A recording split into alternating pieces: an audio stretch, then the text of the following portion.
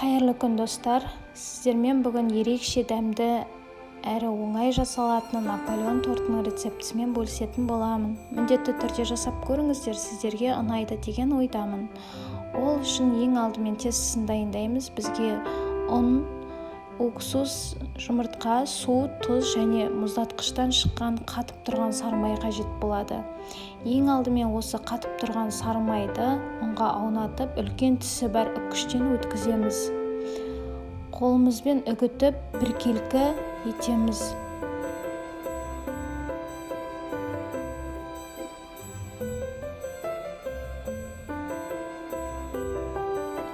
Сұйықтығымызды дайындайтын боламыз. Ол үшін суға тұз, жұмыртқа, алмалы уксус 6% салып, барлығын жақсылап тұрып венчикпен араластырамыз.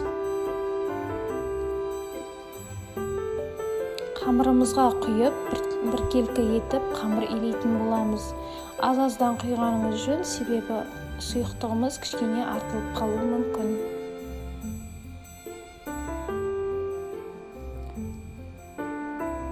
Негізі бұл қамырды үстелдің үстіне илеген ыңғайлы. Ортасына қарата жинаймыз. Қолдың жылуымен сары май еріп кетуі мүмкін. Сол үшін осы видеодағыдай ортаға қарата жинап илейміз.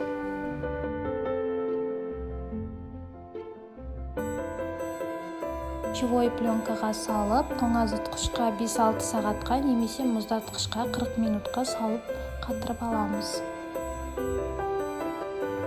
Қамырымыз қатты. Оны 3-ке бөлеміз, әрқайсысын тағы 3-ке бөлеміз. Бізде 9 бөлікке бөлінеді.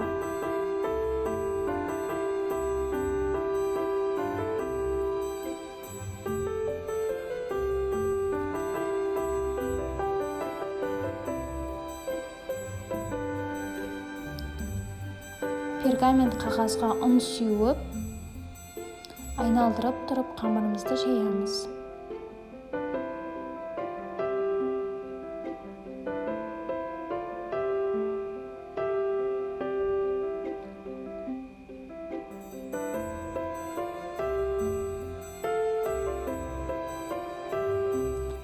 Жиырма 22 диаметрлі кольцамен немесе тарелкамен бөліп аламыз. Шанышқымен міндетті түрде шаншып шығамыз. 170-180 градуста қызарғанша пісіріп аламыз. Енді кремін дайындайтын боламыз. Ол үшін бөлме температурасына жұмсақ 82-де 5% сары майымызды осылай миксермен азғантай уақытқа араластырып аламыз. Үстіне сгущенкамызды толықтай саламыз.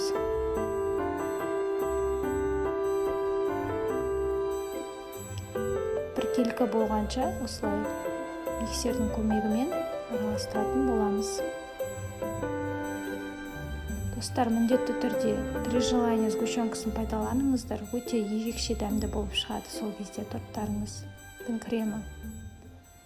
Енді тортымызды жинақтаймыз. Ол үшін әрбір корждың ортасына 2 ас қасықтан кремімізді салып, жағып шығамыз.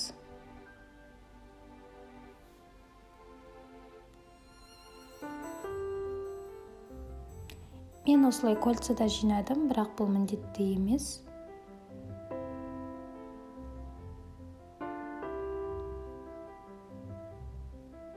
Корж крем қылып, осылай біркелкі қылып жинап шығамыз.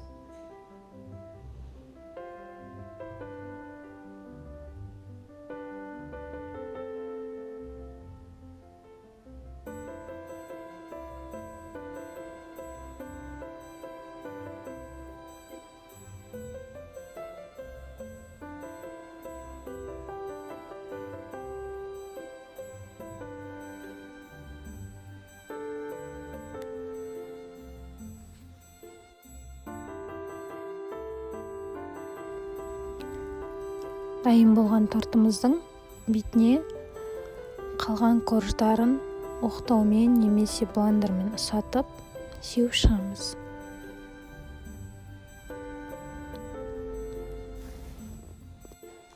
Тестіміздің қалған бөлігін қолмен ұсатып уатып, осылай бетіне жан-жағына сеуіп шығамыз. Сіздермен болған Бибігүл. Міндетті түрде дайындап көріңіздер.